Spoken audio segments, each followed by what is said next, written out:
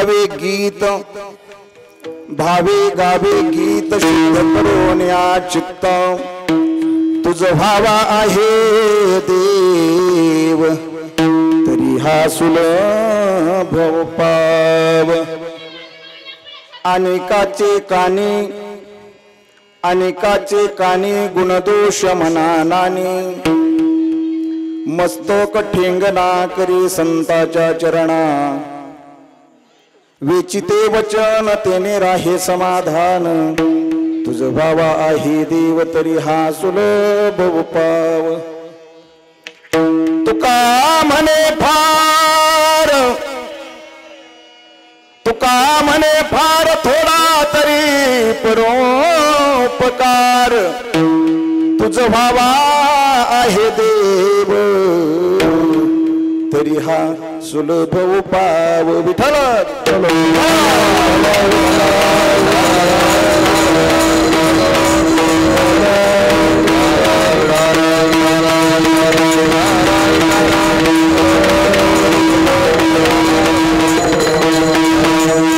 समचरण सरोजम सांदणी लांबुदाभम जगननी तपानी मंडनम मंडनानाम तरुण तुलसी माला कंधरम कन्यनेत्रम सतयद विलहासम विठ्ठलम चिंतारंगा करो प्रथम नमन पांडुरंगा करो प्रथम नमन पांडुरंगा करो प्रथम नमन पांडुरंगा करो प्रथम नमन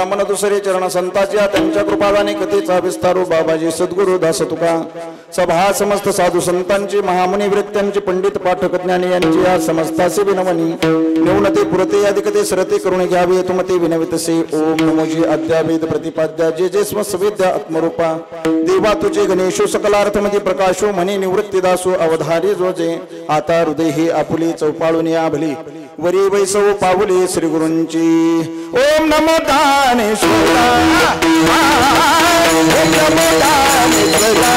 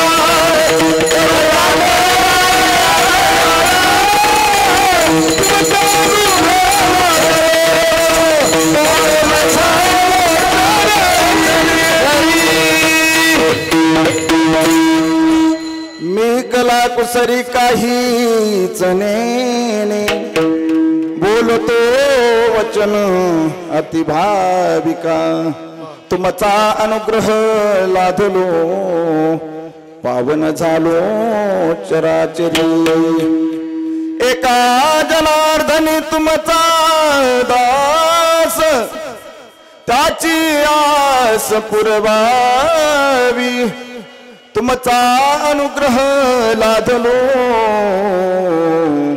पावन झालो चराचरी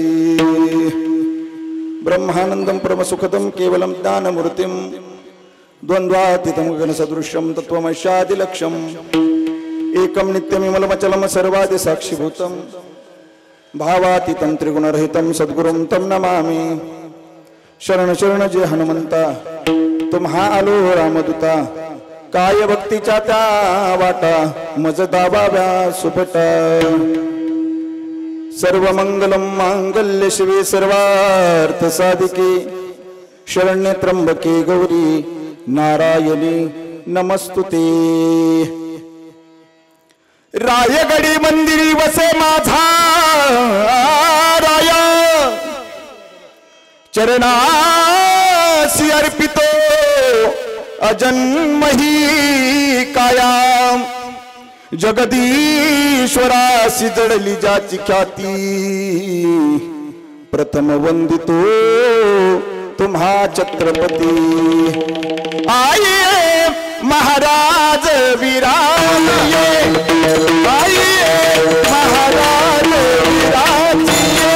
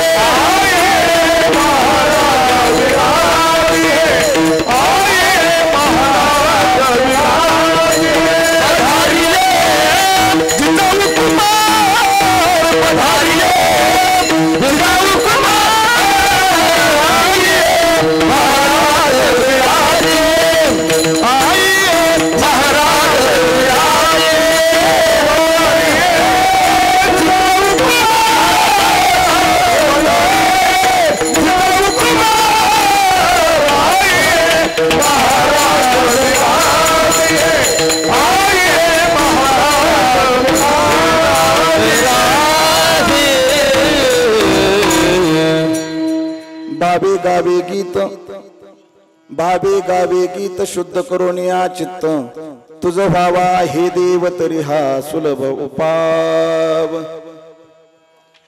मर्यादा पुरुषोत्तम श्रीरामचंद्र भगवान श्रीराम भक्त हनुमानजी अनंतकोट ब्रह्मांड नायक भगवान आणि संत सम्राट ज्ञानराज मौली यांच्या पवित्र दरबारामध्ये भाविक श्रोते सज्जन आणि टाळकरी वृंद यांच्या परमसेवेमध्ये चिंतनासाठी अर्थात कीर्तनासाठी निवडलेला अभंग हिंदवी स्वराज्याचे संस्थापक छत्रपती शिवाजी महाराज यांचे धर्मगुरु वैराग्याचे परामूर्ती देहो क्षत्रनिवासिनी वैराग्य संपन्न असणारे श्रीमंत श्री जगद्गुरु तुकाराम महाराज यांचा 6 चरणाचा अभंग आहे विठ्ठल विठ्ठल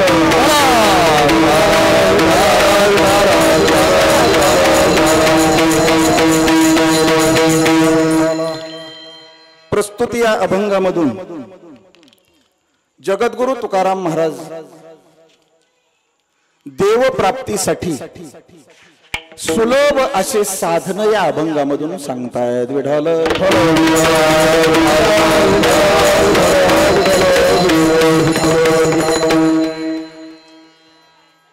अभंगाच्या चिंतनामध्ये प्रवेश करण्यापूर्वी अल्पसहा परिहार देणं हे वक्त्याचं कर्तव्य असतं आणि त्या अनुषंगानं गेली 17 वर्षापासून बरोबर आहे ना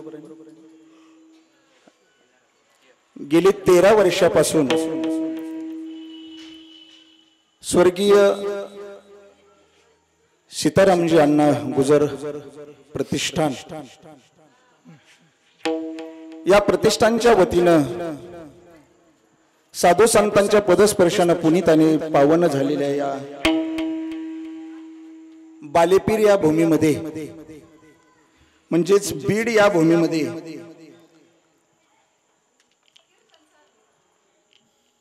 तुळजाई नवरात्र महोत्सव आणि या महोत्सवाचं आयोजन भव्य दिव्य असा पंचदिवसीय कीर्तन महोत्सव सोहळा या ठिकाणी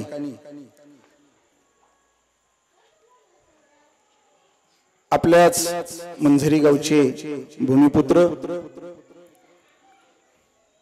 ते सध्या बीडला बालेपीर भागामध्ये त्यांचं अनेक दिवसापासूनचं वास्तव्य असे असणारे आदरणीय राजेभाऊजी नाना गुजर समाजभूषण आमच्या सर्व समाजाचं हे भूषण आहे, आमचा हा स्वाभिमान आहे। आणि अशा या शहरामध्ये नाना आणि नानांचे बंधू आमचे मेहुणे आदरणीय श्रीमान बाळासाहेबजी गुजर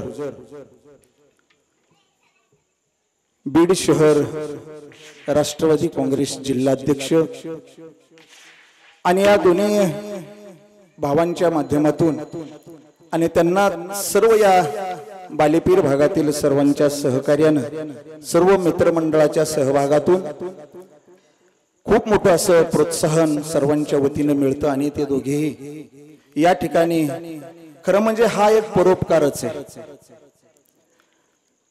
म्हणूनच मी हा अभंग निवडलाय, कारण की कुठलीही अपेक्षा न करता कुणाकडूनही कुठला स्वार्थ न पाहता पुढे होऊन एवढं मोठं हे धर्माचं कार्य या नवरात्र उत्सवानिमित्त हे धर्माचं व्यासपीठ या ठिकाणी निर्माण करता प्रथम तुम्हाला आणि तुमच्या सर्व तुळजाई मित्रमंडळाला धन्यवाद देतो। या ठिकाणी प्रमुख असे मंडळी माझ्या समोर बसलेली आहेत, त्यामध्ये आमच्यावर नितांत प्रेम करणारे, खरं म्हणजे मी आज फोर व्हीलर गाडीमध्ये जे फिरतोय ते त्यांचेच आशीर्वाद आहेत मला असे असणारे आणि माझ्या अंतकरणामध्ये खूप मोठा त्यांच्याबद्दल खूप मोठं स्थान आहे, माझ्या अंतकरणामध्ये त्यांना खूप मोठी जागा आहे असे असणारे आदरणीय अंगदरावजी बहिरवाळ आमचे चुलतेही लागतात तेही या ठिकाणी उपस्थित आहेत।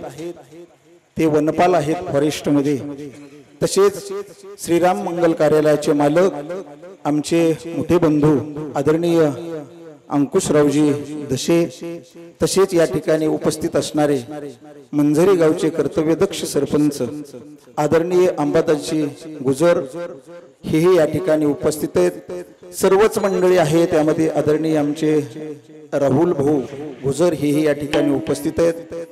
सर्वच मंडळी या ठिकाणी उपस्थित आहेत, आमचे सर्व आमचा परिवार नातेवाईक, कारण की हा कार्यक्रम आमचाच आहे, आमच्या घरचा आहे। असो तुमचं सर्वांचं सहकार्य आहे, सहभाग आहे आणि खरं म्हणजे हा जो एवढा मोठा हा धर्मासाठी अट्टहास केलेला आहे, हे धर्माचं व्यासपीठ निर्माण केलंय, हा एकल्याचा खेळ नव्हे म्हणून मेळ मिळविला। म्हणजेच या ठिकाणी या आमच्या परिवारावरती आमचे नाना आणि भाऊजी यांच्यावरती प्रेम करणारी सर्वच तुम्ही मंडळी आणि या धर्माचं व्यासपीठ निर्माण करण्यासाठी सर्वच या ठिकाणी उपस्थित आहेत असे असणारे आमचे आत्ताच ज्यांनी गोड चाल गायली असे असणारे आमचे परममित्र, आमचे जीवलग मित्र। आणि मी जसा परमार्थाला माझ्या कीर्तनाला सुरुवात झाली तसे पहिल्यापासून जे माझ्या सोबत आहेत असे असणारे आदरणीय गायनाचार्य बंडू महाराज जटाळ, तसेच या ठिकाणी त्यांना साथ देण्यासाठी आत्ता चाल ज्यांनी गोड गायली असे असणारे आदरणीय गायनाचार्य बंडू महाराज कदम, तसेच या ठिकाणी उपस्थित असणारे आमच्या सर्वांचं गुरुस्थान आदरणीय मातकर गुरुजी हेही या ठिकाणी ते खूप मोठे कीर्तनकार सुद्धा आहेत, पण माझ्यासारख्याच्या कीर्तनाला उभे राहिलेत माझं भाग्य तसेच या ठिकाणी आमच्यावरती नितांत प्रेम करणारे वारकरी संप्रदायातील गुणवान आणि शांत व्यक्तिमत्व असणारे आदरणीय गायनाचार्य रोहिदास महाराज शिंदे हे या ठिकाणी उपस्थित आहेत। तसेच आमच्या सर्वांचे सर्वा आणि गुरुस्थान असणारे आमचे छत्र आहे बरं का, असे असणारे आदरणीय घोलप भाऊ राजारामजी घोलप भाऊ हे या ठिकाणी त्यांच्याच माध्यमातून हे नियोजन आहे आयोजन आहे हे धर्माच्या व्यासपीठासाठी ज्यांचं सहकार्य लाभते त्यांच्या माध्यमातून असो। तसेच या ठिकाणी महाराष्ट्रामध्ये सुप्रसिद्ध असणारे आणि मृदंग वादनामध्ये पहिल्या नंबरच्या फळीमध्ये ज्यांचं नाव आहे आणि तरुण तडफदार एक असं मृदंग क्षेत्रातलं वादन क्षेत्रातलं व्यक्तिमत्व आमचे जीवलग मित्र आमचा सखा आदरणीय आमचे ओंकार महाराज कागदे हे या ठिकाणी मृदंगाची साथ देण्यासाठी उपस्थित आहेत। तसेच या ठिकाणी माझा जीवलग माझा सखा माझ्या सावलीप्रमाणे सोबत असणारा परमार्थामध्ये आणि प्रापंचिक जीवनामध्ये दोन्ही जीवनामध्ये ज्याची साथ आहे असं असणारा माझा जीवलग मित्र आदरणीय मृदंग सम्राट सिद्धेश्वर महाराज मंजरीकर हे या ठिकाणी उपस्थित आहेत। तसेच आदरणीय ज्यांची आम्हाला हार्मोनियमवरती साथ आहे असे असणारे आदरणीय मुंडे महाराज हे या ठिकाणी उपस्थित आहेत। विनयकरी महाराज आदरणीय या ठिकाणी खटाणे महाराज ही उपस्थित आहेत। सर्वच मंडळी ही या ठिकाणी उपस्थित आहे। सर्वांबद्दल अंतकरणामध्ये प्रेम आहे। तसेच माझा लहाना भाऊ आदरणीय आमचे विलासरावजी बहिरवाळ हे या ठिकाणी कार्यक्रमाला उपस्थित आहेत। सर्व माता मावल्या पुरुष मंडळ आणि आज या कार्यक्रमासाठी ज्यांनी या ठिकाणी ज्यांची शूटिंग होते ज्यांचं खूप मोठं असं वारकरी संप्रदायामध्ये आम्हा सर्व महाराज मंडळींना या यूट्यूबच्या माध्यमातून खूप मोठं योगदान मिळतंय सहकार्य मिळतंय असे असणारे आमचे बाचे आदिनाथरावजी गुजर कुडचकर हिंगोली जिल्हा हे या ठिकाणी उपस्थित आहेत शूटिंग करण्यासाठी कीर्तनाचं असो तेव्हा। तसेच या ठिकाणी आमचे ग्रामसेवक साहेब बनसोडे साहेब सुद्धा या ठिकाणी उपस्थित आहेत। तसेच या ठिकाणी सर्वच मंडळी आमचे मित्र बाळासाहेबजी मुसळे आहेत। सर्वच मंडळी या ठिकाणी उपस्थित आहेत। सर्वांचे नाव जरी घेऊ शकलो नाही तरी अंतकरणामध्ये सर्वांबद्दल खूप मोठं प्रेम आहे आणि खरं म्हणजे आमचा प्राण जो आहे आमचा कंठ जो आहे हा कंठ बरं का गोड करण्याचं काम जे करतायत आमचे जीवलग मित्र आमचे परम मित्र असणारे या पंढरी साऊंड सिस्टमचे मालक आदरणीय मधुभाऊ हे या ठिकाणी उपस्थित आहेत सिस्टम घेऊन। असो तेव्हा सर्वांच्या चरणावरती नतमस्तक होतोय। खरं म्हणजे तुम्हा सर्वांना पाहून मला संतांच्या भूमिकेमध्ये मी पाहतोय तुम्ही सर्व या ठिकाणी संत मंडळी उपस्थित आहात आणि माझ्यासारख्यानं तुमच्या समोर कीर्तन करावं माझंही भाग्य समजतो। मी या नवरात्र उत्सव हा मध्ये माझं कीर्तन होतंय। बोला हॅलो ऐका पहिला दिवस आहे आणि पहिल्या दिवशी थोडंसं नियोजन आयोजन याच्यामध्ये थोडंसं होत असतंय। पहिल्या दिवशी जरा जड जातं गोळा करीत एक जण बोलवत पहिला दिवस थोडा हार्ड असतो बरं का। काही लोक म्हणतात पहिल्या दिवशी काही एवढं विशेष नसतं पण पहिल्या दिवशी इतकं हार्ड काहीच नाही महाराज। प्रतिकूल परिस्थितीमध्ये सुद्धा बरं का अनुकूल परिस्थिती बनवावी लागते पहिल्या दिवशी आणि ज्याला अनुकूल परिस्थिती बनवता येते तो खरा वक्ता म्हणायचं विठ्ठल।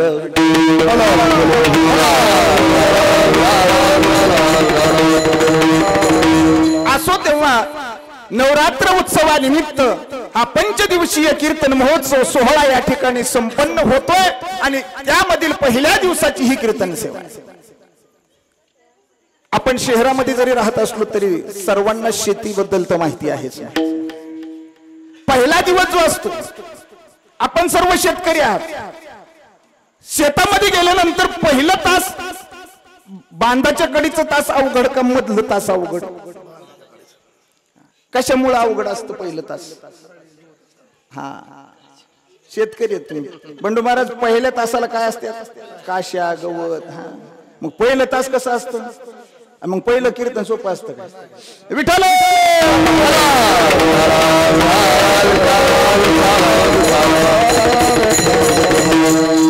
आता पहिलं तास मी मारून जातो, आता मग गव्हाळीला आहेत बाकी काही अडचणच नाही महाराज, क्लिअर करून जातो बरं का बांधा पिंजाच्या कडीने. हा असो तेव्हा पहिला दिवस आहे आणि पहिल्या दिवशी या नवरात्र उत्सवामध्ये ज्या निमित्तानं कीर्तन आहे या ठिकाणी, ज्या निमित्तानं पंचदिवसीय कीर्तन महोत्सव सोहळा आहे त्याबद्दल थोडी माहिती देणार आहे सुरुवातीला प्रस्तावामध्ये.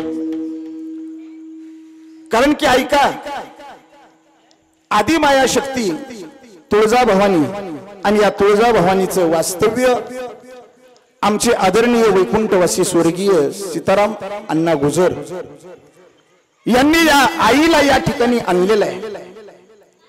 आणि खरं म्हणजे ही आई जी आहे ही सर्वांची आई आहे, तुमची आमची आई नाही नुसती, तर ही आई जगताची आई आहे महाराज. विठ्ठल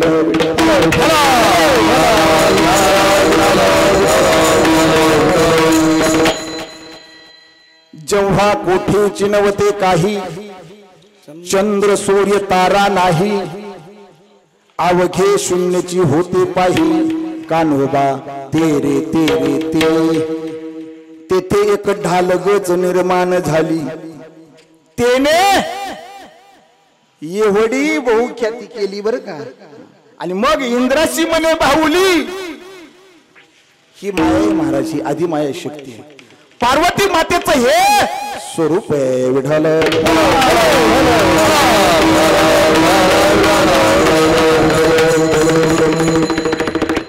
या मातेनं खरे म्हणजे आदिमाया शक्तीचे प्रमुख 3 रूप आहेत.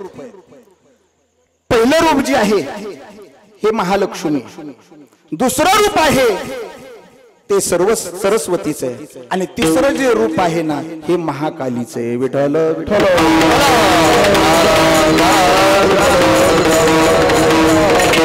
पण या तीनही प्रमुख रूपामधून याच आदिमाया शक्तीनं 9 रूप धारण केले महाराज, 9 अवतार धारण केले, 9 रूप धारण केलेले आहेत बरं का. मोजा सांगतो तुम्हाला. पहिल्या दिवशी याच आदिमाया शक्तीला या नवरात्र उत्सवामध्ये पहिल्या दिवशी शैलपुत्री म्हणून तिला पूजल्या जाते. दुसऱ्या दिवशी याच आदिमाया शक्तीला ब्रह्मचारिणी म्हणून पूजल्या जाते, कारण की हिने खूप मोठी तपश्चर्या केलेली आहे, उपासना केलेली आहे. पार्वती मातेचं हे रूप आहे, हीच पार्वती माता शैलपुत्री आहे, हीच पार्वती माता ब्रह्मचारिणी आहे, आणि हीच आदिमाया शक्ती ब्रह्मचारिणी ही दुसऱ्या दिवशी पूजल्या जाते. तिसऱ्या दिवशी जे रूप आहे धारण केलेल्या या मातेनं, ते तिसऱ्या दिवशीचं रूप म्हणजे चंद्रघंटा आहे. चंद्रासारखा, चंद्राची कोर तिच्या कपाळावरती आहे, त्रिशूळ हातामध्ये, आणि आपल्या या सर्व भक्तांचा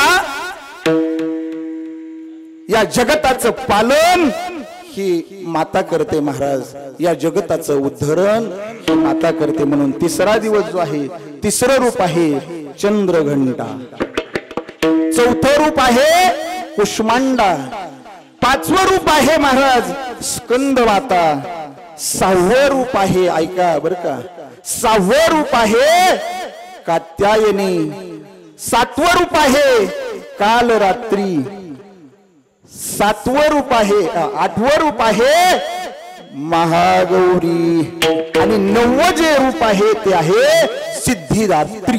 विठ्ठल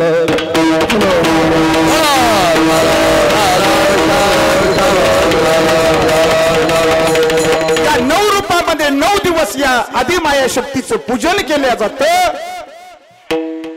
याच आदिमाया शक्तीनं जेव्हा कोठेच नव्हते काही, अंबिका भगवते बोध भगवते भगवते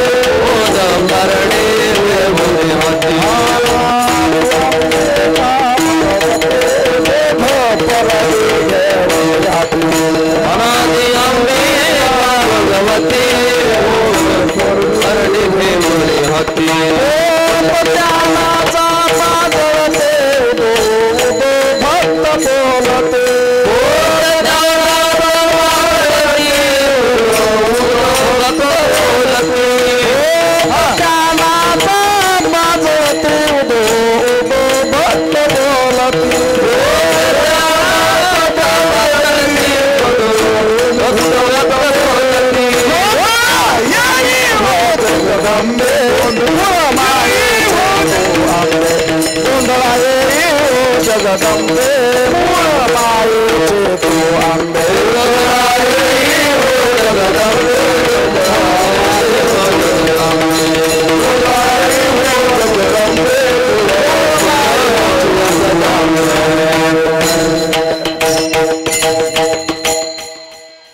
गोड प्रमाण दिलं बरं का गुरुजींनी.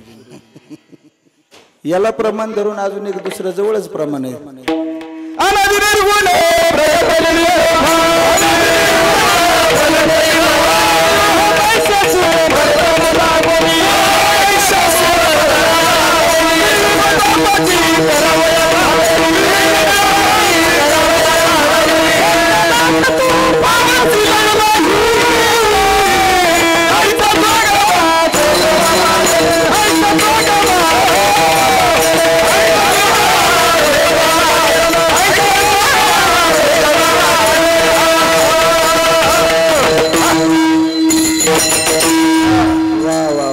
सर्वांसाठी एकदा जोरदार टाळी.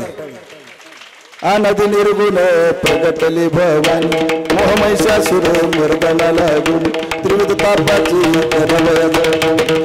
भक्ता लागी पावसी लवलाही आईचा जोग जोग. वा वा वा. तर ही आधी माया शक्ती आहे. ही भक्तासाठी महाराज भक्तासाठी अवतार घेतात. भक्तासाठी भक्ताचा उद्धार झाला पाहिजे यासाठी या मायेनं या आदिमाया शक्तीनं हे जगताची निर्मिती केली. ऐका या जगताची निर्मिती केली.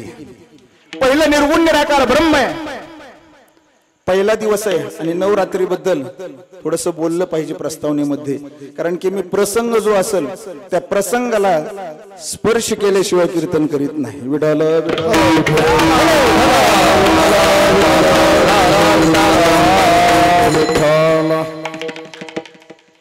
जेव्हा मोठेच नव्हते काही म्हणजे ऐका काय होतं मग कान्होबा तेरे तेरे ते काय होतं काहीच नव्हतं तेव्हा काय होतं ते म्हणजे काय ब्रह्म. निर्गुण निराकार ब्रह्म. त्या निर्गुण निराकार ब्रह्माच्या ठिकाणी कल्पना स्फुरण पावली म्हणजे माया. आणि या मायेपासूनच कारण की माया ही कशी आहे जड आहे. माया ही जड असल्यामुळे जशी आपली गाडी आहे ना नाना गाडी 4 व्हीलर गाडी. आता गाडी तिथं उभी आहे मनाने चालू शकते का अंकुश भाऊ? गाडी चालू शकते का? तिला ड्रायव्हरची गरज आहे. ड्रायव्हर बसल्याशिवाय ती गाडी चालू शकत नाही. तसं ही माया एकटी काहीच करू शकत नव्हती. म्हणून जे निर्गुण निराकार ब्रह्म होतं ते निर्गुण निराकार ब्रह्म निर्गुण साकार बनवलं. त्याचंच नाव आहे ईश्वर. आणि या ईश्वर आणि मायेनं 3 गुण निर्माण केले. 3 गुण निर्माण केल्याच्या नंतर पंचमहाभूत निर्माण केले. पंचमहाभूत म्हणजे आप तेज वायू आकाश आणि पृथ्वी. या पंचमहाभूतावरती 5 देवता निर्माण केल्या. ऐका 5 देवता निर्माण केल्या. पहिली देवता जी आहे ना या ईश्वर आणि माया यांच्यामधून निर्माण झालेली ती आहे गणपती बाप्पा. दुसरी देवता ऐका सूर्यनारायण आहे. तिसरी देवता भगवान विष्णू आहे. चौथी देवता भगवान शंकरजी आहेत. आणि 5वी देवता आदिमाया शक्ती आहे. विठाल विठ्ठल.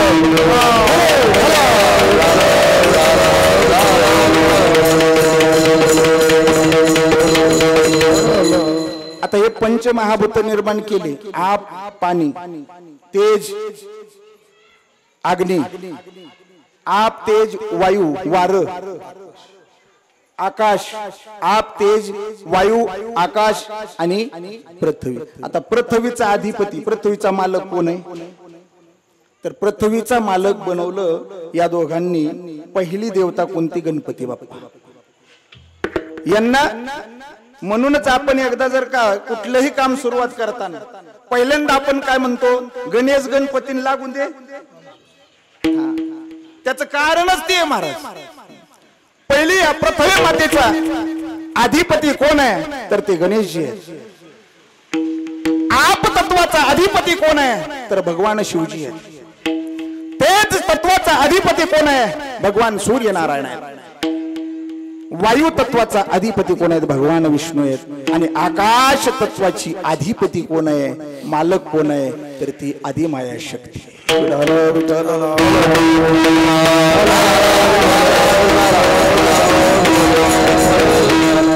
असं तुमच्या लक्षात आलं. आता नवरात्र उत्सव आणि या नवरात्र उत्सवामध्ये आपण या ठिकाणी या मातेचा या आईचा उत्सव या ठिकाणी आपण साजरा करताय. खरोखर आनंद वाटतो. या नवरात्र उत्सवामध्ये आपल्या भागामध्ये एवढा सप्ताह मला कळायला लागल्यापासून नवरात्र उत्सवामध्ये एवढा सप्ताह करणारे आमचे नाना आणि भाऊजी. बस मी पाहिलं आतापर्यंत नवरात्रामध्ये 5 दिवसाचा सप्ताह आतापर्यंत कोणीच केलेला नाही. आपल्या भागापुरतं बोलतोय बरं का. तेव्हा तुम्हाला द्यावे तेवढे धन्यवाद. विठ्ठल विठ्ठल.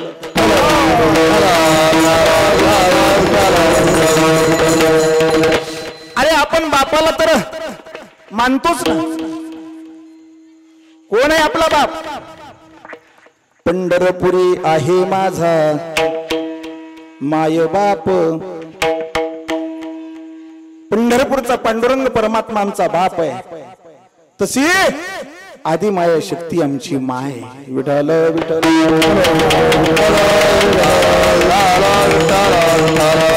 बापाचे गुण गायलेच पाहिजे. बापाचे गुण गायलेच पाहिजे. पण आईला मात्र विसरलं नाही पाहिजे. विठ्ठल विठ्ठल.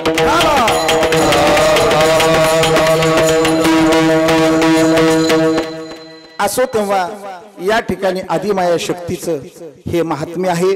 आणि या 9 दिवसामध्ये 5 दिवसाचं हे धर्माचं व्यासपीठ आहे. पहिला दिवस आहे. आणि म्हणून देवाचं बरं का, देवाची भक्ती केली तरी देवालाच जाऊन मिळते. आणि देवीची भक्ती केली तरी ती देवालाच जाऊन मिळते. नदी डोंगरातून वाहत आली काय आणि रस्त्याच्या कडीने वाहत आली काय, पण तिला जायचंय कुठं? शिवाजी पुतळ्याकडून तुम्ही आलात काय, चराट फाट्याकून आलात काय, किंवा मधून अंकुशनगर मधून आलात काय, जायचंय कुठं? बालेपीरला.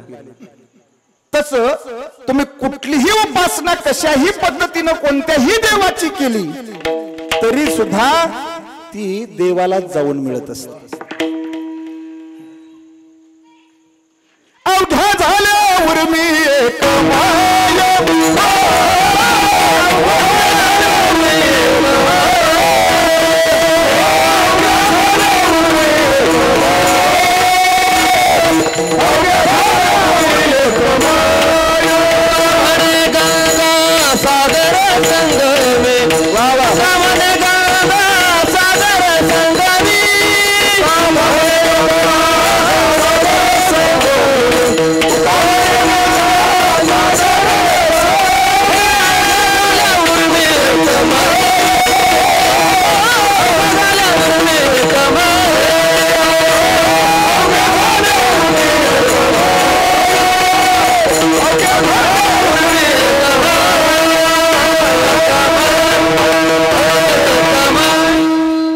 म्हणे गंगा सागर संगमी अवघ्या झाल्यावर मी एकमय. कुठूनही जरी वाहत नदी आलेली असली तरी तिला सागराला जाऊनच मिळावं लागतं. आपण कुठल्याही देवाची उपासना केली, देवीची उपासना केली तरी ती देवालाच जाऊन मिळत असते. या जगामध्ये 4 प्रकारचे भक्त आहेत. या जगामध्ये 4 प्रकारचे भक्त आहेत. पहिले भक्त आहेत गाणपत्य, दुसरे भक्त आहेत वैष्णव, तिसरे भक्त आहेत शैव आणि चौथे भक्त आहेत शाक्त.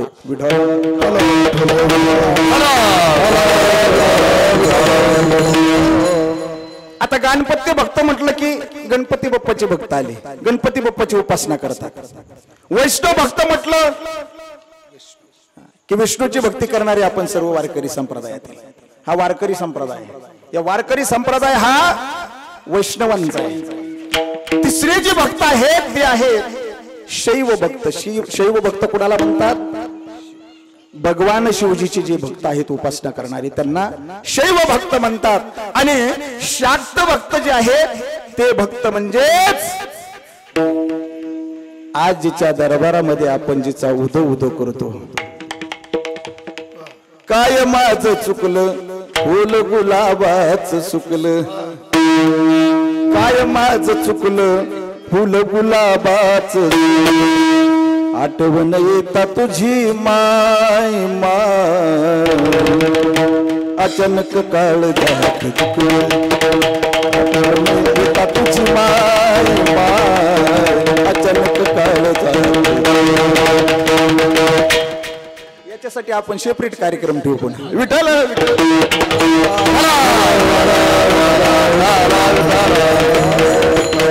आलं लक्षात तुमच्या? गणपत्य, वैष्णव, शैव आणि शाक्त. शाक्त हे देवीचे भक्त. पण लक्षात घ्या गणपत्याचं वैष्णवासोबत जमत नाही, वैष्णवांचं शैव सोबत जमत नाही, शैवाचं शाक्त सोबत जमत नाही. कुणाचाच कुणाला मेळ नाही. पण लक्षात घ्या एकमेव आमचा वारकरी संप्रदाय असा आहे, तो सर्व भक्तांना घेऊन चालणार आहे. सर्व भक्तांना इथं वारकरी संप्रदायामध्ये भेदभाव नाही. वारकरी हरिहरा भेद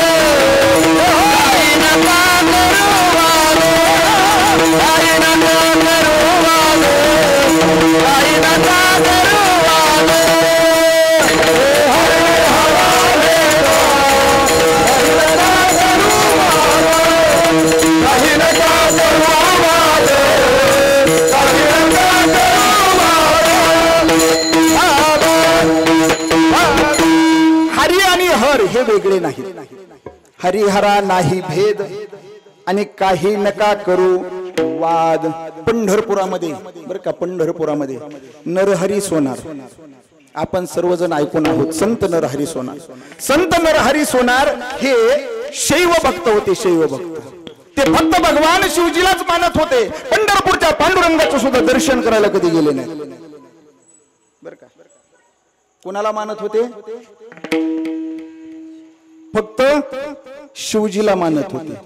पण एके दिवशी पंढरपूर मधला एक सावकार त्यांच्याकडे गेला आणि त्यांना म्हणला, नरहरी महाराज आम्हाला पांडुरंगासाठी एक कंबरपट्टा बनवायचा आहे, कंबरपट्टा बनवायचा आहे.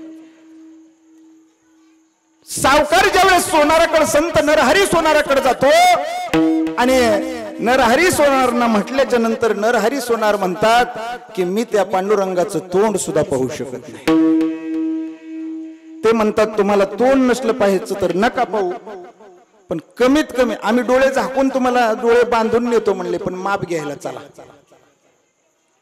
नरहरी महाराज म्हणले पहा बर का, मी डोळे सोडणार नाही आणि त्याचं तोंड पाहणार नाही, पण ज्या वेळेस तिथे गेले डोळे बांधलेले आहेत नरहरी महाराजांचे, ज्या वेळेस पांडुरंगाच्या कमरेला हात लावला आणि हात लावत असताना मायबाप संत नरहरी सोनारांच्या हातामध्ये पांडुरंगाची कंबर नव्हती, तिथं त्यांना हाताला शिवलिंग लागत होतं. शिवलिंग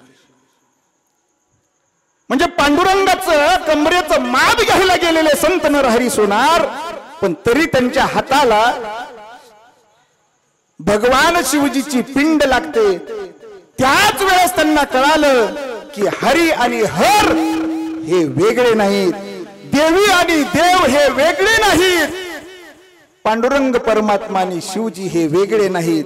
हे त्यांना तिथं मग त्यांच्या लक्षात आलं की हरिहरा नाही भेद आणि काही नका करू वाद. म्हणून वारकरी संप्रदाय आमचा शैव भक्तांना सुद्धा जवळ घेतो, शाक्त भक्तांना जवळ घेतो, अहो वैष्णवांना तर घेईलच, गाणपत्यांना सुद्धा जवळ घेतो. म्हणूनच म्हटलेलं आहे महाराज इथं सगळ्यांना अधिकार. भक्ती नारी नर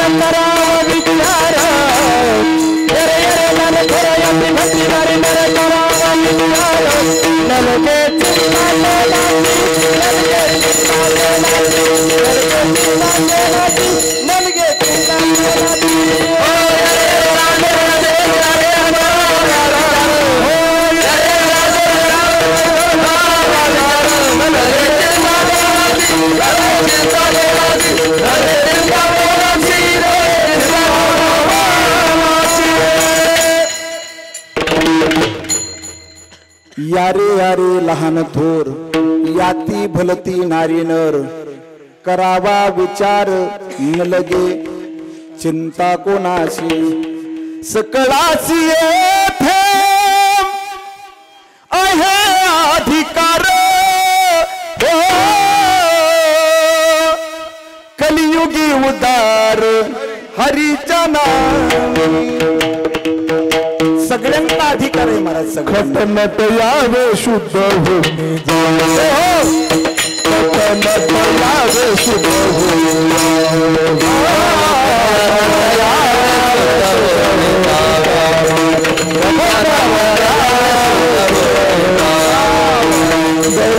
भाव तुका मेळा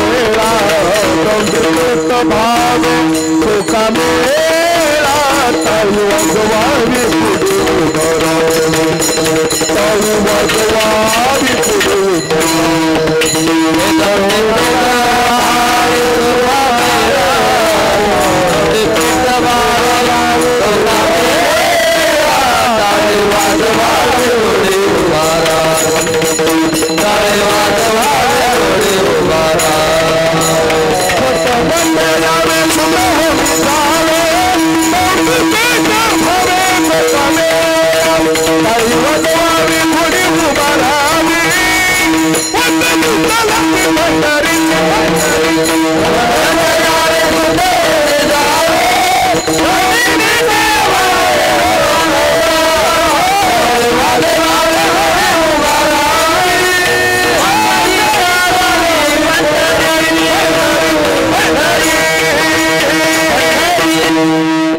नट यावे शुद्ध होनी जावे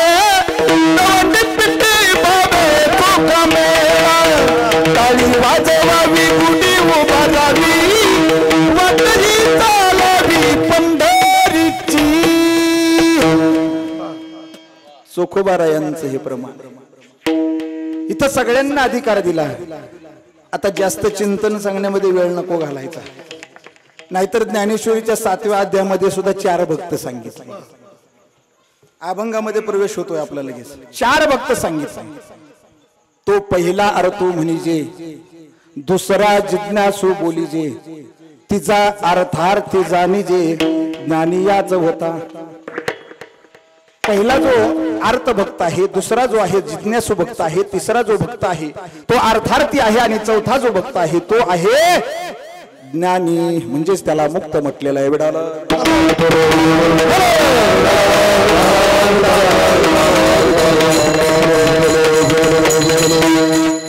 पहिला जो भक्त आहे तो शास्त्राने जे कर्म आपल्याला सांगितले त्या कर्माच्या विरुद्ध आहे.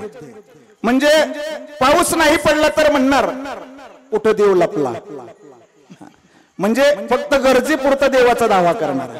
पाऊस जास्त झाला, नुकसान व्हायला लागलं, कुठून देवाचा कोप झाला. म्हणजे महाराज हा जो भक्त आहे इथं या भक्ताला फक्त कामापुरती देवाची गरज समजणारा हा भक्त आहे. बरं का साधू भाऊजी, कामापुरता हा भक्त आहे, देवाचा धावा करणारा. शास्त्रानं घालून दिलेले जे काही विहित कर्म आहेत त्याच्या विरुद्ध वागणारा. गजेंद्र आहे ना, गजेंद्र आपण शास्त्रामध्ये ऐकून गजेंद्र हा सुद्धा आर्त भक्त मानलेला आहे.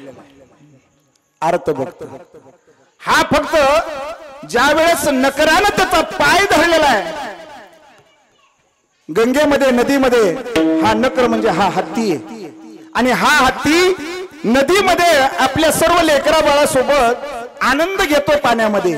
पण त्यामध्ये अचानक मगरीनं पाय धरला आणि मगरीनं पाय धरल्याच्या नंतर त्या गजेंद्राला ती मगर ओढू लागली एकीकडं आणि सर्व लेकर बाळ ओढू लागली एकीकडं. पण मगरीच्या तोंडातून पाय सुटायला तयार नाही. कुणाचा? बबन महाराजाचा. विठ्ठल विठ्ठल शेवटी सर्वांनी ठरवलं आता काही उपयोग महाराज. टाइम आल्यावर कोणी नाही नाही रे नाही कुणाचे नाही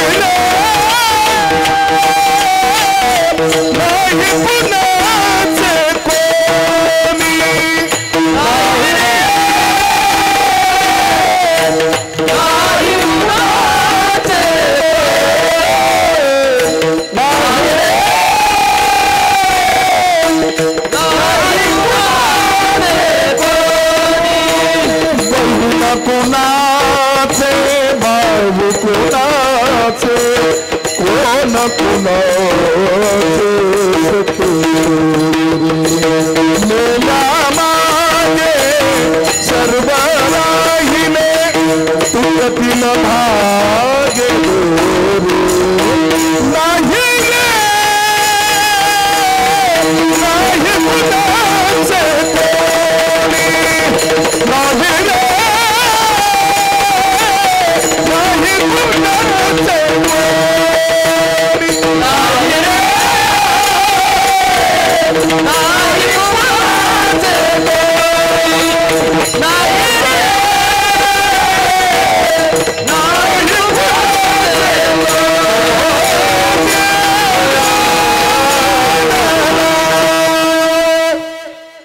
नाही रे नाही कुणाचे कोणी नाही रे नाही कुणाचे कोणी नाही रे नाही रे नाही कुणाचे कोणी नाही रे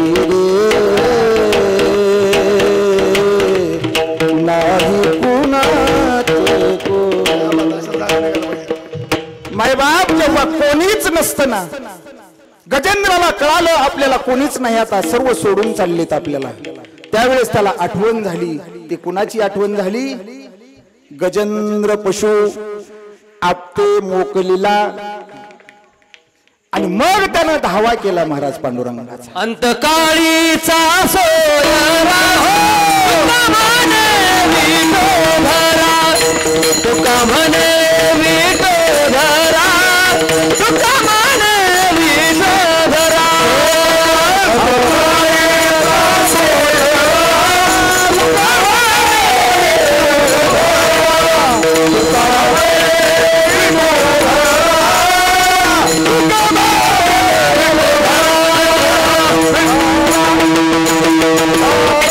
अंतकाळीचा सोयरा तुका म्हणे विठोधरा कोणीच नसतं ना महाराज त्यावेळेस देव असतो देव त्यावेळेस भगवान परमात्मा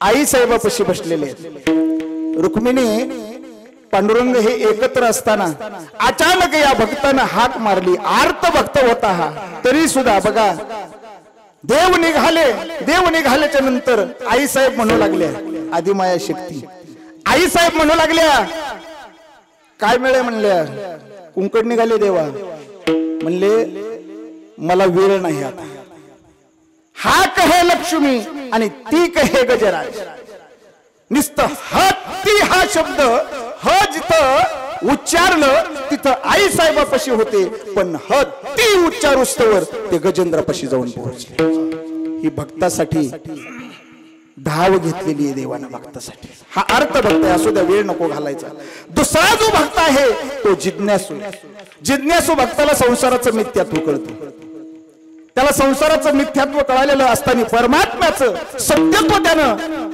जाणलेलं असतं म्हणून तो सारखा परमात्म्याचा धावा करत असतो बरं का परमात्म्याच्या दिशेनं तो धावत असतो याला जिज्ञासू भक्त म्हटलेलं आहे या जिज्ञासू भक्ताची व्याख्या सांगतो तुम्हाला काही मी उद्धार पावेन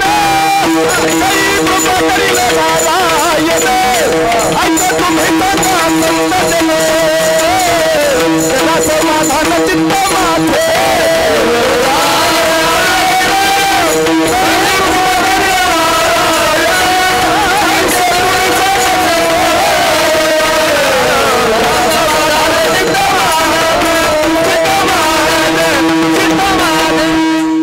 असाच हा जिज्ञासू भक्त याला फक्त जिज्ञासू भक्ताबद्दलच बोलायचं आज आपल्याला अर्थार्थी भक्त वेगळा अर्थार्थी भक्त बिभीषण आहे बरं का मनती संसारी जन्मीचे यज्ञाधिक कर्म की ज्ञानेश्वर महाराजांची ओळी 7व्या अध्यायामध्ये मग स्वर्ग सुख भोगी जे मनोहर म्हटले हा अर्थार्थी भक्त आहे हा बिभीषणासारखा म्हणजे इथलं तर सुख असावंच वाटतं पण स्वर्गातलं सुद्धा सुख असावं वाटतं त्याला चौथा जो भक्त आहे ना तो मुक्त भक्त आहे ज्ञानी भक्त आहे तो चौथा भक्त आहे त्याच्या ठिकाणी कुठलीच आशा अपेक्षा इच्छा काहीच राहिलेली नसते हा कृतकृत्य झालो आणि इच्छा केली ते काम नाही आता निश्चिंतीने किती तुम्हाला प्रमाण सांगू विठाला विठाला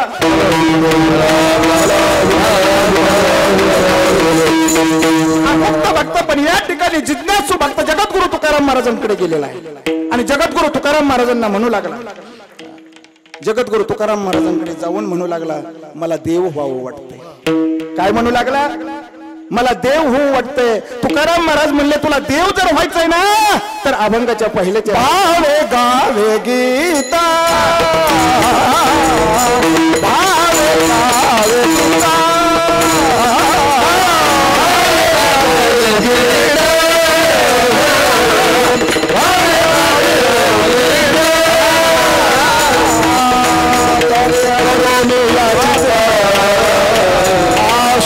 करोनिया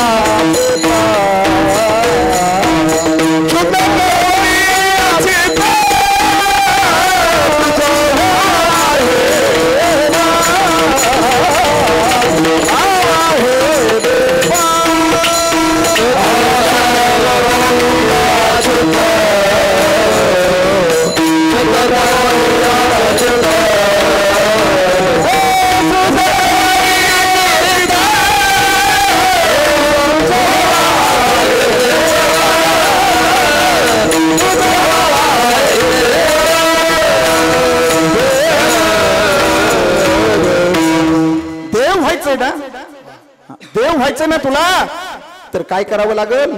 भावे गावे गीत. बरं का, तुमचं नाव माहित नाही मला, पहिली भेट आहे आपली. भावे गावे गीत, भावयुक्त अंतकरणानं देवाचं गीत गायलं पाहिजे. आज हा उत्सव या ठिकाणी साजरा होतोय ना, भाव आहे महाराज, भाव आदिमाया शक्तीवरला हा भाव आहे.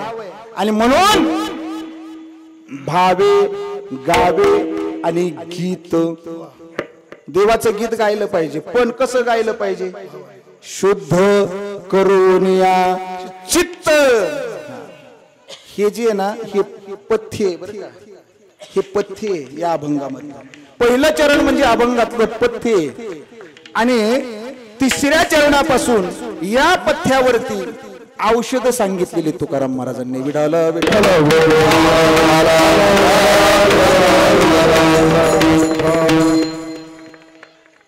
जगद्गुरु तुकाराम महाराज म्हणतात की भावे गावे गीत, हे पथ्य सांगितलंय. पण जगद्गुरु तुकाराम महाराज हे पथ्य सांगत असताना बर का काही औषध घ्यायला सांगतात की देवाचं भजन तुम्ही गा, नामस्मरण गा, तरच तुम्हाला देव होता येईल. देवाचं भावयुक्त अंतकरणानं, माझ्या मुक्ताबाईनं भावयुक्त अंतकरणानं भजन गायलं. माझ्या मुक्ताबाईनं शुद्ध ज्याचा भाव झाला दुरी नाही देव त्याला, दुरी नाही देव त्याला, दुरी नाही देव त्याला. ज्याचा भाव शुद्ध आहे ना, नाना तुमचा भाव शुद्ध आहे ना, देवाची तुमच्यावर आदिमाया शक्तीची कृपा आहे तुमच्यावर. विठाल विठाल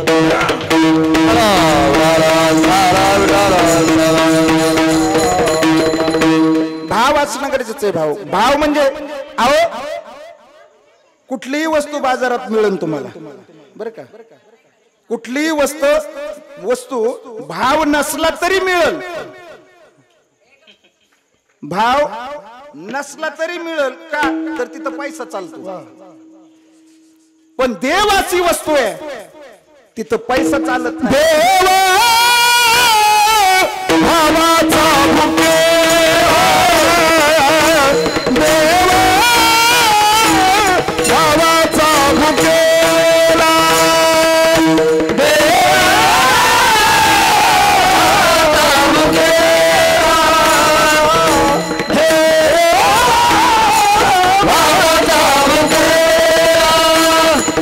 वैकुंठ सोडोनिया, वैकुंठ सोडोनिया, वैकुंठ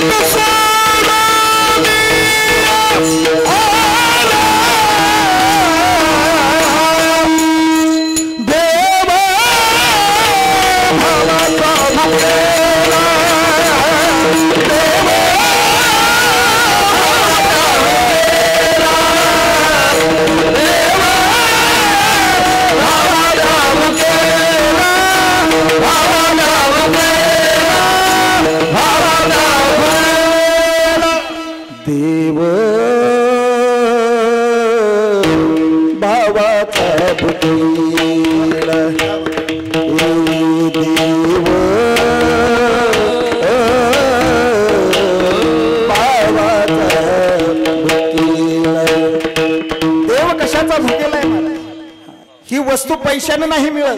कुठेही जा महाराज, कुठेही जा, पैशानं देव कधीच मिळत नाही. भाव असावा लागतो. काही न लागे एक भावाची कारण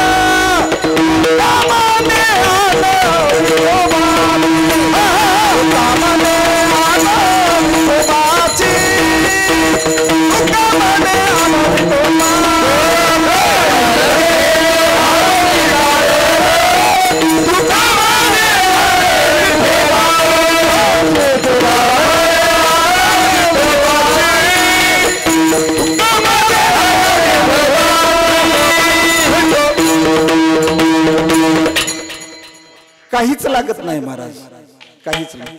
काही न लगे एक भावाची कारण, काहीच नाही लागत महाराज, फक्त भाव लागतो. भाव लागतो, भाव.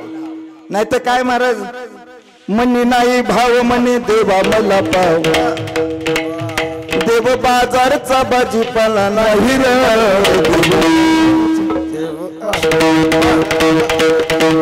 मनी नाही भाव म्हणे देवा मला पाव. देव काय मनात भाव नसल्यावर पावतो का महाराज? रिकामा नाही देव, रिकामा नाही. त्याला भाव लागतो, भाव लागतो, भाव. अहो माझ्या जनाबाईनं भावयुक्त अंतकरणाने देवाला हाक मारली म्हणून तो दळू लागायला येत होता, दळू लागायला, धुणं धुवू लागायला येत होता, गौऱ्या थापू लागायला येत होता. भाव होता, भाव. अनेक संतांनी ज्यावेळेस देव प्राप्त करून घेतलाय त्यावेळेस त्यांच्या अंतकरणामध्ये भाव. माझ्या जनाबाईनं जर हाक मारली ना, ओव्या जर गायला सुरुवात केली ना, सुंदर माझे जाते गे फिरते बहुतेके, ओव्या गाऊ कौतुके तू ये रे बा विठ्ठला, जीव शिव दोन्ही खुंटे गे प्रपंचाचे नेटे गे, लावून पाची बोटे गे तू ये रे बा विठ्ठला. सासू आणि सासरा धीर तो तिसरा, ओव्या गाऊ व्रतारा तू ये रे बा विठ्ठला, ये रे बा विठ्ठल. जनी जाते गाईल कीर्ती राहील, थोडासा लाभ होईल तू ये रे बा विठ्ठला. माझ्या जनाबाईनं अशा ओव्या गावात, आमच्या जनाबाई बी ओव्या गात्यात महाराज, पण त्या जनाबाई सारख्या नाहीत. आमच्या ओव्या गात्यात जनाबाई, पण कशा गात्यात सांगू का? बहिणीची का हौस मोठी, मेघाची पांडाची केली, कुणीकडून वावटळ आली हरण मही उडून. आमच्या जनाबाईच्या ओव्या आहेत महाराज, त्या जनाबाईच्या ओव्या वेगळ्या आहेत महाराज. ही जनाबाई आपली जात्यावर बसली का नाही म्हणजे भावाची आठवण करते, बहिणीची आठवण करते, भावाची सुद्धा आठवण करते महाराज. भावाची ग हौस मोठी, मेघाची खलाचा केला, कुणीकडून पाऊस आला दादा वाहून. काय महाराज ओव्या गात्याना आपल्या माता मावल्या. माझ्या जनाबाईच्या ओव्या काय गोड होत्या महाराज. जात्याच्या मुखी गाली ते गो मोत्याचे दाणे, तुझ्या कृपेने मला विठ्ठला काही नाही उणे. तांबड फुटूस तर रोय म्हणेन, तांबड फुटूस, पण टाइम नाही आपल्याला. पहिला दिवस आहे म्हणून तुम्ही लय बोर झालेले नाहीत म्हणून आपलं लांब येणार आहे थोडस. विठाल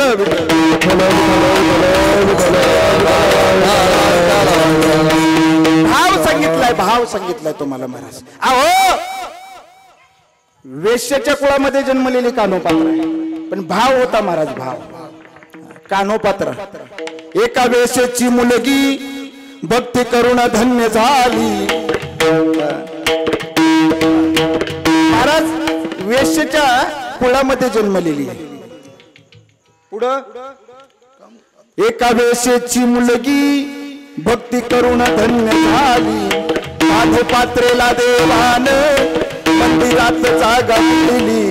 संत तुकोबाचे पायरी चोखोबाचे दारी आले नामदेव पायरी त्यांनी मलाही दाखवाना त्यांनी मलाही दाखवाना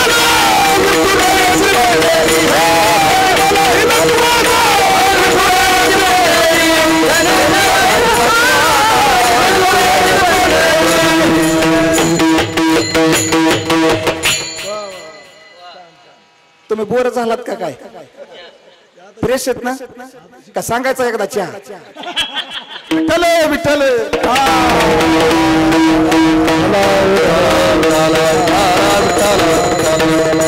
भाव असणं महत्वाचं आहे भाव भाव सर्व या संत मुक्ताबाई असतील कान्होपात्र असतील संत जनाबाई असतील सर्व काही संतांनी तुळस घेऊन आमच्या जनाबाई उभे आहेत महाराज या जगामध्ये जेवढे काही संत झाले ना महाराज त्यांच्यापाशी भाव होता म्हणून ते संत पदाला पोहोचले संत हे महाराज ही काही पैसे देऊन मिळवायची पदवी नाही ही स्थिती ही अवस्था आहे संत ही एक अवस्था आहे आणि या अवस्थेला ते प्राप्त झाले याचं कारण आहे त्यांच्या अंतकरणामध्ये शुद्ध भाव होता महाराज विठ्ठल विठ्ठल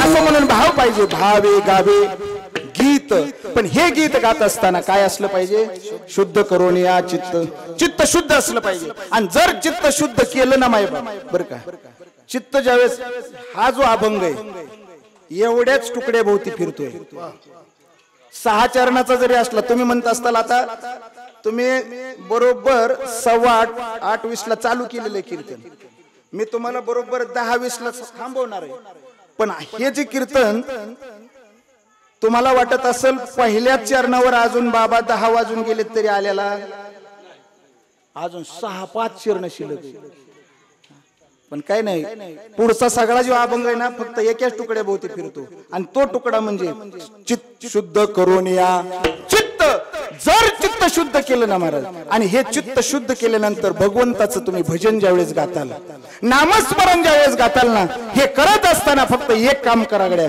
कुणाचे गुणदोष पाहू नका हे अभंगाचं 3रं चरण आहे बरं का अनेकाचे कानी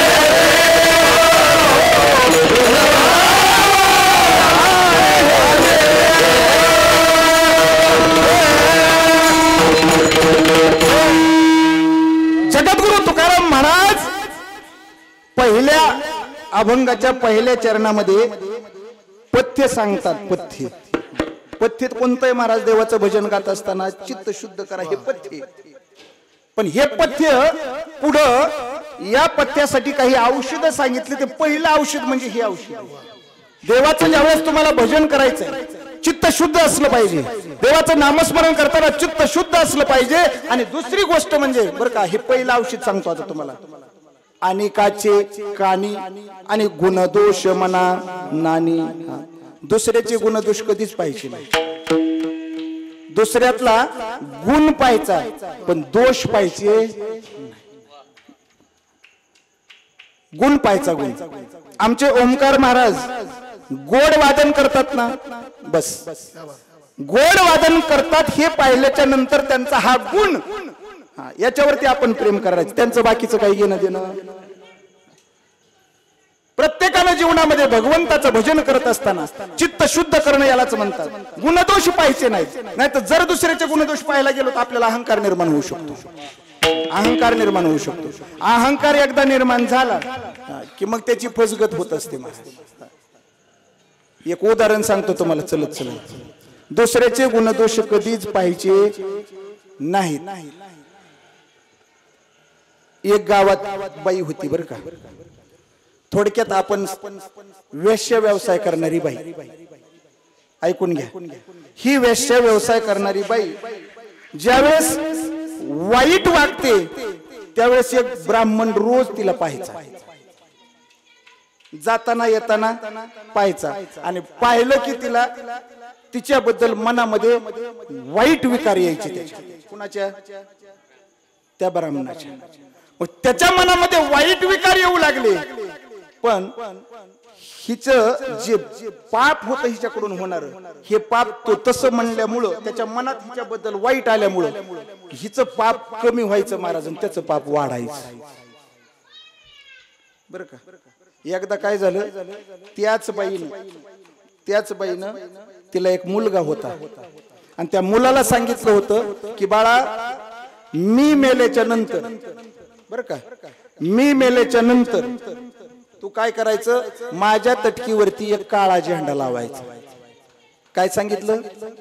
माझ्या तटकीवरती, म्हणजे ते जे आपण प्रेत ठेवतो ना, त्या तटकीवरती काळा झेंडा लावायचा. आणि काळा झेंडा लावल्याच्या नंतर प्रेत यात्रा निघल, पण एवढं लक्ष करून करायचं. त्याने ठरल्याप्रमाणे केलं महाराज. ती गेली, वेश्या व्यवसाय करणारी ती गेली. गेल्याच्या नंतर सगळी काही ती प्रेत यात्रा निघाली. पण निघाल्याच्या नंतर प्रत्येक जण महाराज त्या माणसासारखा, त्या ब्राह्मण देवासारखाच आयुष्यभर तेच केलं. जाता जाता झेंडा लावूनच गेली. काय आयुष्यभर तेच केलं, आणि जाताना बी झेंडा लावून. अहो तो झेंडा त्या स्मशानभूमीपर्यंत जाऊस्तोवर फक्त त्याला एक डाग शिल्लक राहिला होता काळा. कशामुळे पांढरा झाला तो झेंडा? या सगळ्यांनी तिचे दोष पाहिलेत महाराज, दोष पाहिले, तिचे दोष पाहिले. पण तिथे गेल्याच्या नंतर ज्यावेळेस ते प्रेत टेकवलं, आणि टेकवल्याच्या नंतर सगळ्यांनी पाहिलं, तो झेंडा जी आहे ना तो पांढरा झाला. म्हणजे ती पापातून मुक्त होत चालली. पण एकच डाग शिल्लक राहिला होता, एकच टिपका. तो कशामुळे राहिला होता बरं का?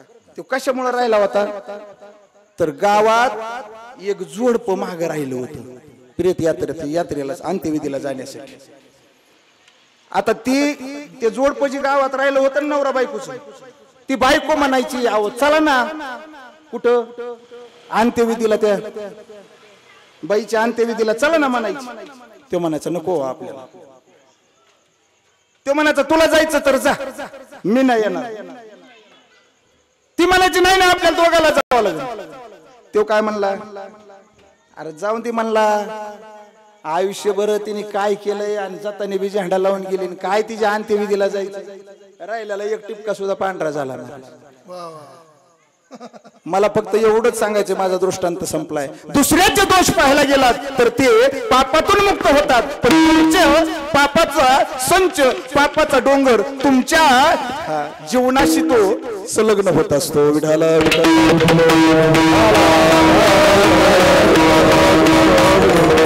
आणि म्हणून हे पहिलं औषध सांगितलं की अनेकाचे ठिकाणी गुणदोष म्हणा नाही. आणि मग दुसरं ज्यावेळेस औषध सांगतायत, शुद्ध करून या चित्त. जर भगवंताचं नामस्मरण करायचंय तर तुला काय करावं लागेल, एक दुसरं औषध सांगतो. ते औषध असं आहे की जे संत आहेत या संतांच्या चरणावरती माणसानं नतमस्तक झालं पाहिजे. अभंगाचं चौथं चरण, मस्तक ठेंगना, मस्तक ठेंगना,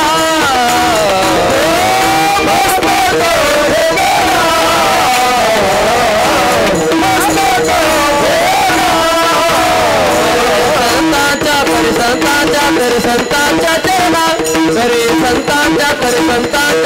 संतांच्या चरणा, उद्धव आहे देव,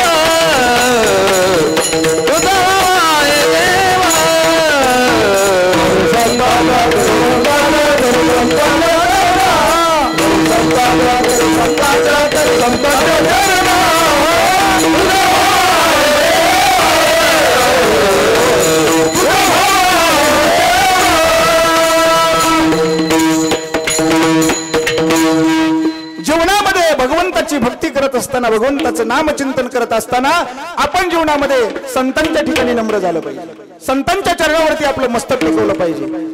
ऐका, मोठमोठ्या महात्म्यांचं श्रवण केलं पाहिजे, मोठमोठ्या महात्म्यांच्या चरणावरती आपण नतमस्तक झालं पाहिजे. महाराज, मोठा महात्मा जर आपल्या शेजारी बसलेला असला तर आपण त्याच्या बरोबरीने बसलं सुद्धा नाही पाहिजे, बरं का. तो अधिकार संपन्न महात्मा जर असेल तर त्याच्या बरोबरीला बसू नये असं शास्त्र सांगतं. थोडं तरी कमी उंचीनं बसावं. म्हणून आदरणीय वैकुंठवासी माऊली दादा असतील, आदरणीय वैकुंठवासी भगवान बाबा असतील, आदरणीय वैकुंठवासी गुरुनाम गुरु वामन भाऊ असतील, आदरणीय वैकुंठवासी गुरुनाम गुरु संत कुलभूषण नगद नारायण महाराज असतील, अनेक संत महात्मेत महाराज यांच्या चरणावरती आपण नतमस्तक झालं पाहिजे, नम्र झालं पाहिजे. मस्तक ठेंगणा करी संताच्या चरणा. आणि हे करत असताना महाराज माणसानं चांगलं बोललं पाहिजे, बरं का. माणसानं चांगलं बोललं पाहिजे. हे औषध घेत चालायचंय आपले. कसं बोललं पाहिजे? वेची ते वचन जे तेने राहे समाधान. हा, बोललं तर माणसाने कसं बोललं पाहिजे ज्ञानेश्वर महाराजांच्या भाषेत? साच आणि मवाळ मितुली आणि रसाळ शब्द जैसे कल्होळ अमृताचे, असं बोललं पाहिजे महाराज. मुखी अमृताची वाणी, अमृताची वाणी,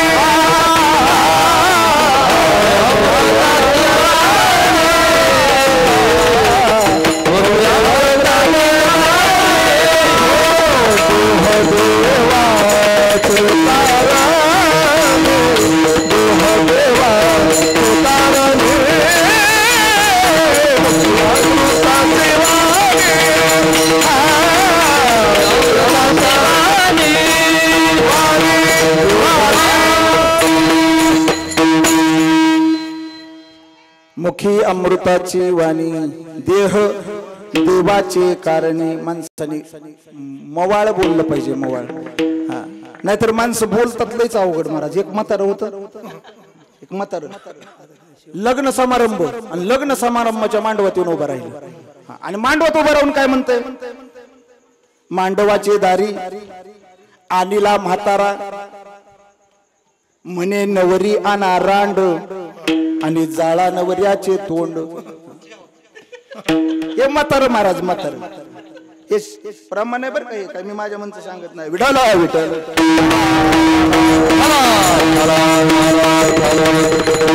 जर मांडवाच्या दारात येऊन म्हातारा जर असं बोलत असेल तर असं बोललं पाहिजे का?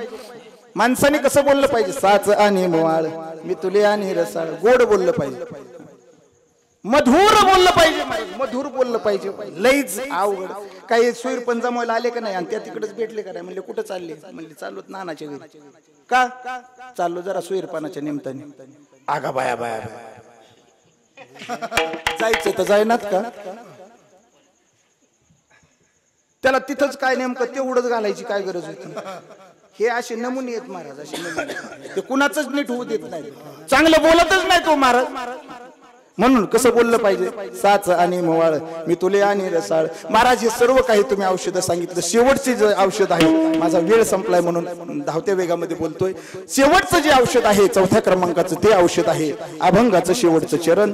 ते शेवटचं चरण जे आहे हे आहे तुका म्हणे फार आणि थोडा तरी परोपकार. हे जर सर्व काही केलं, हे जर सर्व औषधं घेतली, वेळ संपलाय म्हणून बरं का, सॉरी मी तुम्हाला माफी मागतो. जर हे सर्व काही केलं तरच तुम्हाला अभंगाचं दुसरं चरण तुझं भावा आहे देव. तुला जर देव व्हायचंय ना तर एवढे औषधं घ्यावे लागतील आणि पहिल्या चरणातलं पथ्य पाळावं लागेल, मगच तुला देव होता येईल. विठो पार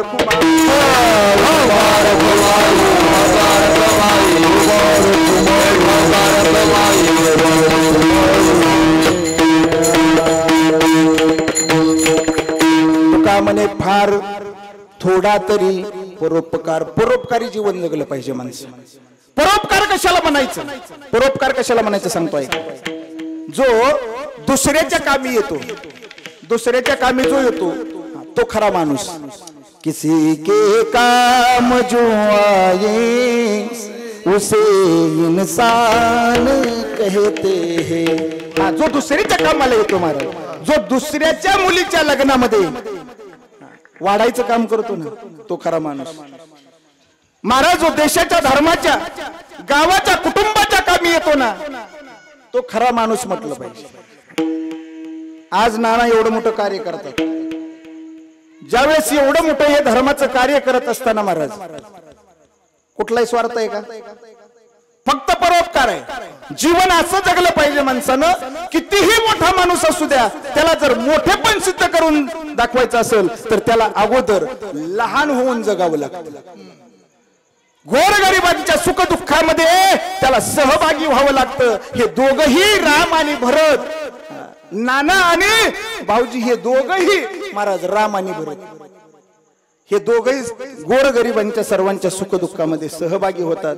अहो आपण सहज जर एखाद्याला उचलू लागायला गेलो तर आपल्याला वाटतं त्याने आपल्याला काहीतरी द्यावं, पण हे दोघं मात्र कधीच कुठली अपेक्षा करत नाही. 250 किलोमीटर पर्यंत माणूस जातो. जाणं येणं 35 किलोमीटर होत आहे. एका रात्रीमध्ये जाऊन नुसती गणपती बाप्पाची आरती करून येतो. 5000 रुपयाचं डिझेल आरामशीर जातं महाराज गाडी. त्यांना काय तिथे गेल्यावर कोणी दिलेत का 5000? त्यांनी तरी अपेक्षा केली का? याला म्हणायचं परोपकार. विठ्ठल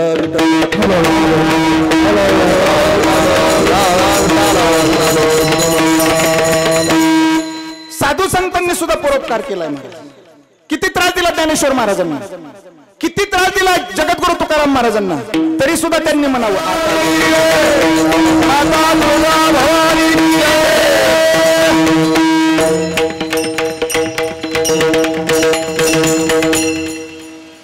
एक माय माऊली होती आणि तिला माहित झालं डोंगरावरचा देव नवसाला पावतो. ती डोंगरावर गेली महाराज, देवाचं दर्शन केलं. देवाचं दर्शन केल्याच्या नंतर तिथला पुजारी तिला म्हणू लागला, ऐका ऐका 1 मिनिटच इकडे लक्ष द्या, आता संपलं कीर्तन, 5च मिनिटं फक्त. तो पुजारी म्हणू लागला त्या माय माऊलीला की माय, हा जो देव आहे ना, हा जो देव आहे ना, हा देव नवसाला पावतो, पण स्वतःला काही मागितल्यावर मात्र पावत नाही. काय? हा देव नवसाला पावतो, पण स्वतःला मागितल्याच्या नंतर तो काहीच देत नाही, पण दुसऱ्यासाठी मागितलं तर तो दिल्याशिवाय राहत नाही. हा, पण ही माता माऊली ही बी काही सोपी नव्हती महाराज. एवढी सोपी नव्हती ती बी. हा, ती बी आपल्या बालेपीर मधलीच होती. बालेपीर मधलीच होती, हुशार होती महाराज. ती म्हणली ठीक आहे, गेली महाराज मंदिरात. मंदिरात गेली, पण मंदिरात गेल्याच्या नंतर देवाला बोलली, देवाला नवस केला, देवाला मागितलं. काय मागितलं तिने? माघारी आली महाराज दर्शन करून. माघारी आल्या पुजारीने विचारलं, म्हणले तुम्ही स्वतःलाच मागितलं का दुसऱ्यासाठी मागितलं? म्हणले मी स्वतःसाठी काहीच नाही मागितलं. म्हणले काय मागितलं? मग म्हणले दुसऱ्यासाठी मागितलं. म्हणले दुसऱ्यासाठी कुणासाठी मागितलं? म्हणले माझ्या आईसाठी मागितलं. म्हणले आईसाठी काय मागितलं? म्हणलं चांगला जावई भेटून दे माझ्या आईला. नाही कळालं? ज्यांना कळालं त्यांना धन्यवाद, ज्यांना नाही कळालं त्यांना घरी गेल्यावर कळलं.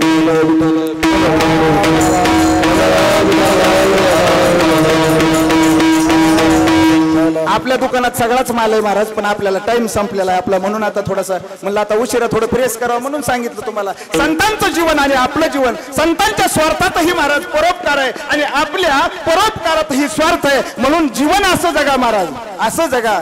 हा, दुसऱ्याचं भलं नाही करता आलं तरी नका करू, पण वाईट मात्र कधीच करू नका. भला किसी का कर न सके तो बुरा किसी का मत करना, पुष्प नहीं बन सकते तुम काटे बनकर मत रहना, काटे बनकर मत रहना. वेळ संपलाय आपला आणि म्हणून तुका म्हणे फार थोडा तरी परोपकार. थोडे 2 मिनिटं माझ्याकडून जास्त झाल्याबद्दल तुम्हा सर्वांची मी माफी मागतो. नाना भाऊजी, तुमचं सर्व मित्रमंडळ सर्वांची या ठिकाणी माफी मागतो. मी आज जो अभंग निवडला हा अभंग जगद्गुरु तुकाराम महाराजांचा. माझ्या बुद्धीला जसं झेपेल जसं सुचेल तसं तुमच्या पुढे हे चिंतन मांडण्याचा मी प्रयत्न करणार आहे. तेव्हा सर्व केलेला आहे, तेव्हा सर्वच आपण या ठिकाणी उपस्थित आहात. एका वारकरी संप्रदायाचा नियम म्हणून आपण माऊलींचं एकदा गोड सर्वांनी भजन म्हणायचं. ज्ञानेश्वर